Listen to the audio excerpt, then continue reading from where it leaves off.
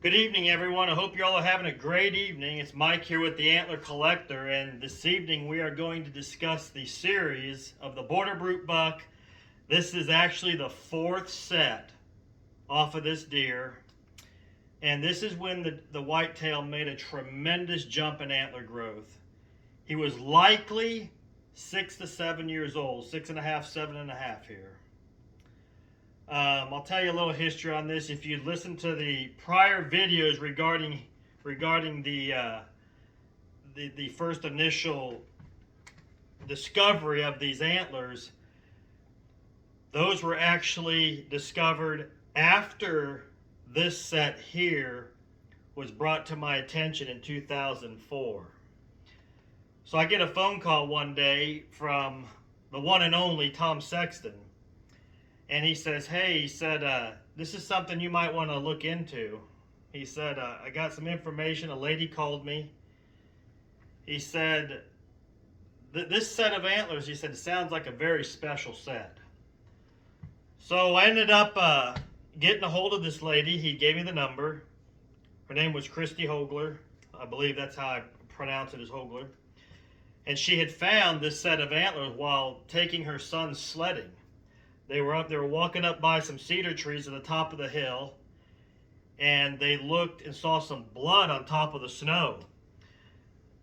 Then her son says, Mom, look, and there was this big shed laying. I don't know which one exactly, I don't remember, but it was one of these sides. It was laying right there at the base of a cedar tree, and from my understanding was right next to a bed.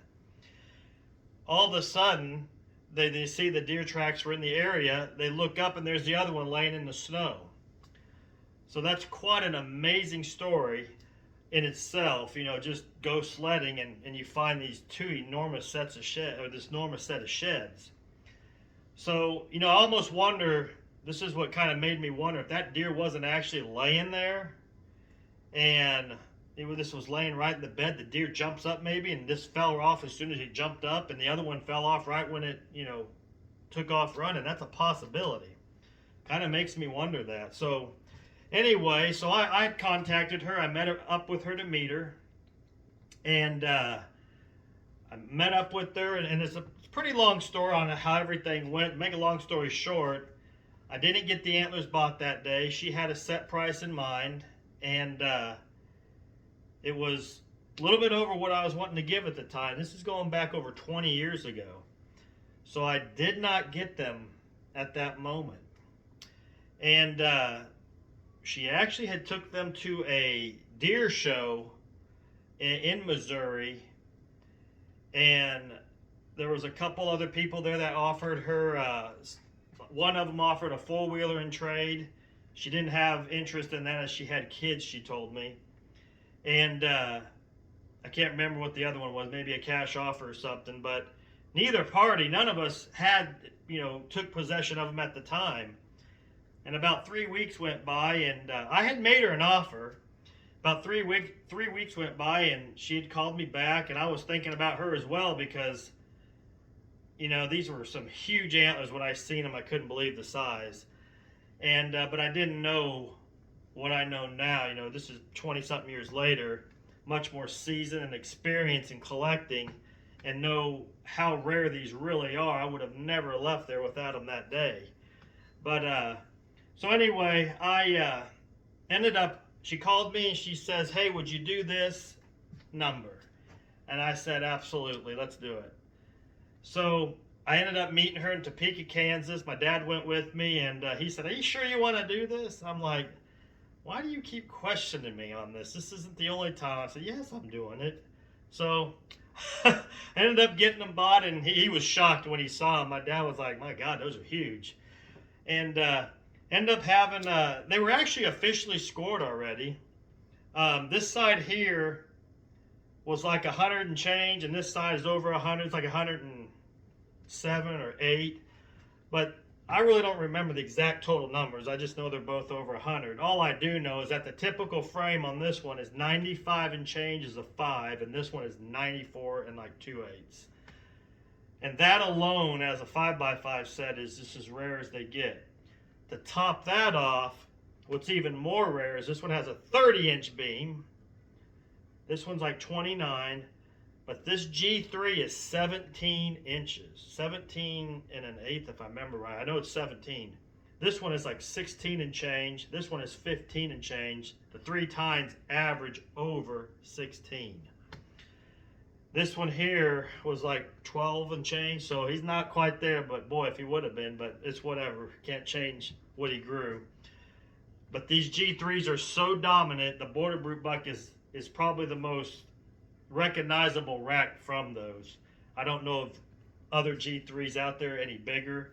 I've never seen any bigger, but this thing has a tremendous profile. I'm going to pick them up and show them to you. This antler here weighs 3 pounds 13, no, yeah, 3 pounds 13 ounces, and this one's right behind it, a little over 3.5. So they're just a tremendous set. I'll hold these up and I'm gonna have to get back, but they're heavy. They feel like lead weights, but you can tell that is just an incredible whitetail deer. He likely sat just about like that. The killed deer was about 25 inside, and I'm not just saying this, but this set of sheds is definitely wider than the killed deer. He had longer beams here, taller tines. This is the jump he made in his life that made this deer the border brute, because he truly was on the border and he truly is the brute. But the color of them is perfect. Mint, beautiful, dark, cinnamon bases with dark hues like a Canadian set would have. But they just, for a look, them G3s, look at those guys. They're just so incredibly tall, and they fill that rack in just to perfection. I always was a G2 tall lover back in the day, and when I saw these, I told myself, man, it don't matter. Look at those. But yeah, you can see the bases. Check out how beautiful those bases are. Just beautiful bone.